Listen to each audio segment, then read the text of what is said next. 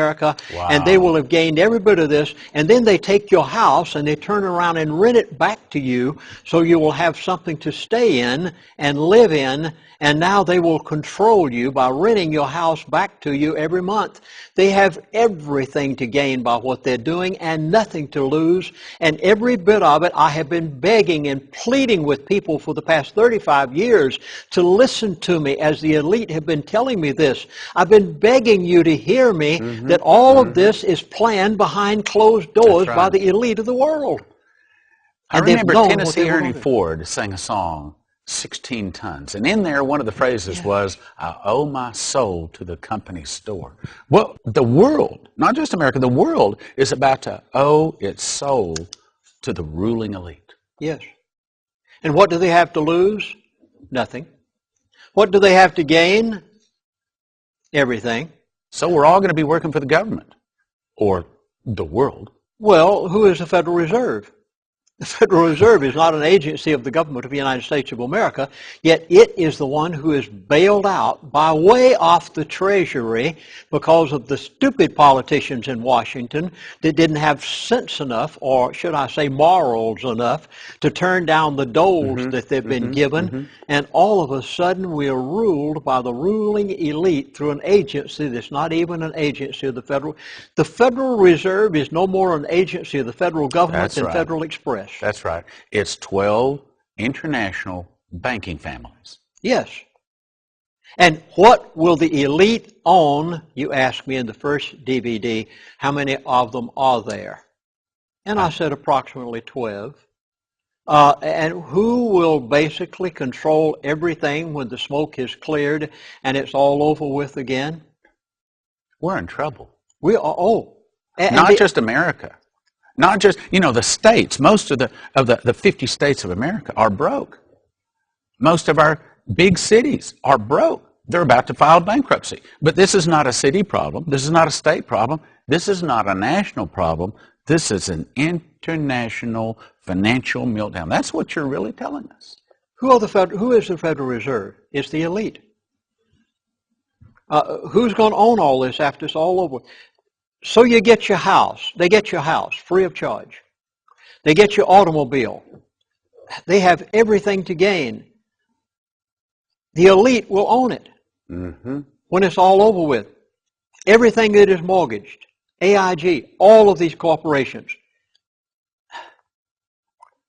When will the American people wake up to realize that if something is not done immediately, actually, you and your children, won't.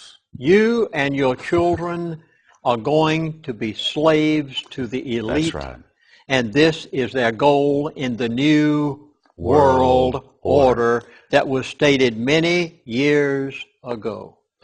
Let me bring in some prophecy on this. Jeremiah 51 verse 9 says, we would have healed Babylon, that's America, but she would not be healed. Let me throw some more prophecy. Jeremiah chapter 51 verses 37 and 59 essentially says the same thing, that America will sleep, a perpetual sleep, and not wake. In other words, even though we see earthquakes in Haiti, even though we see Katrinas, even though we see financial meltdowns, Americans will continue to sleep.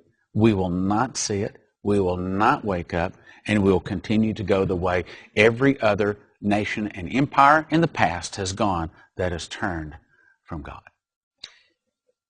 Is there any hope? Yes. Positively. And I want you to put a smile on your face. I got it. I'm optimistic. Because there is hope. I was lecturing in Canada. A gentleman came up to me after my presentation and he said, Chaplain, I want to request you to go home. Go back to the United States. He said, there's not much you can do to help us Canadians. He said, we don't have your Constitution. But he said, you've still got yours. And he said, if you can get back to it, there's hope for you. He said, I want you to go back to America and beg every person there to force your government to obey the Constitution. So I want to quote something. I want to quote Thomas Jefferson, one of the founding fathers of our nation. Thomas Jefferson said, bind the politicians, the government, and I'm going to put in some words here. Bind the Federal Reserve, bind down the congressmen, bind them, and I'll use Thomas Jefferson's words now, bind them with the chains of the Constitution. We have hope. That Constitution's still there.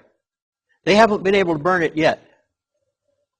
If we could force them to return to that God-given document, I think it's probably, apart from the Scriptures, the most inspired God-given document on the face of this earth. Scriptures number 1, Constitution number 2.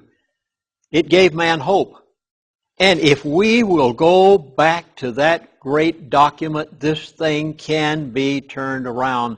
Require them to obey it whether they want to or not, and say, if you don't get elected next time, you are out. And when the American people wake up to the fact that we have hope through the Constitution of the United States of America, this thing can be turned around. Now I want you to watch something right here.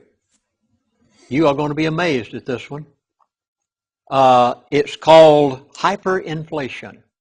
And here it is.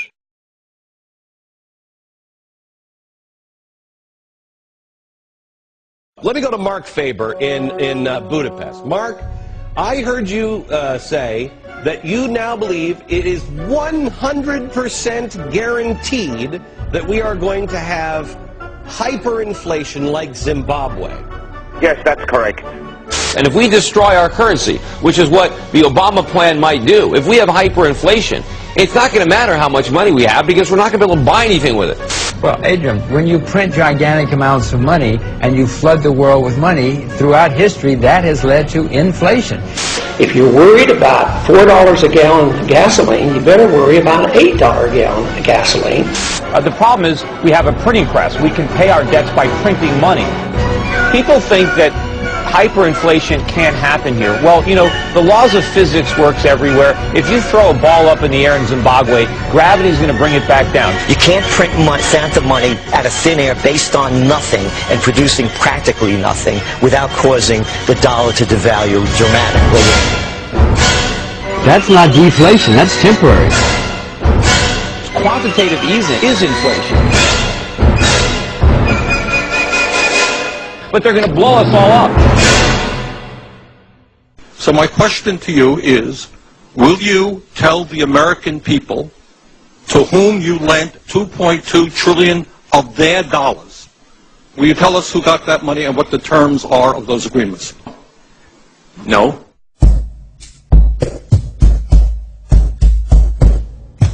Inflation, simply explained, is the printing of money. Inflation is the value of the money in your pocket going down, while prices all around you rise.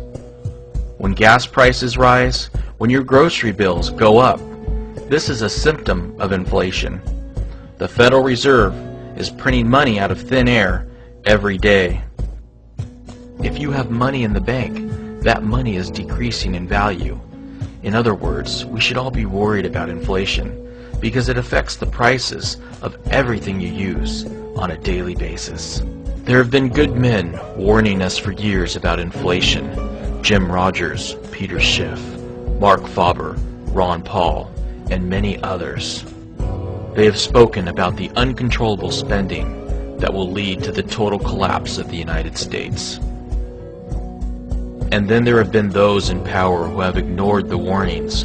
George W. Bush, Ben Bernanke, Timothy Geithner, Barack Obama, Nancy Pelosi, and all of Congress.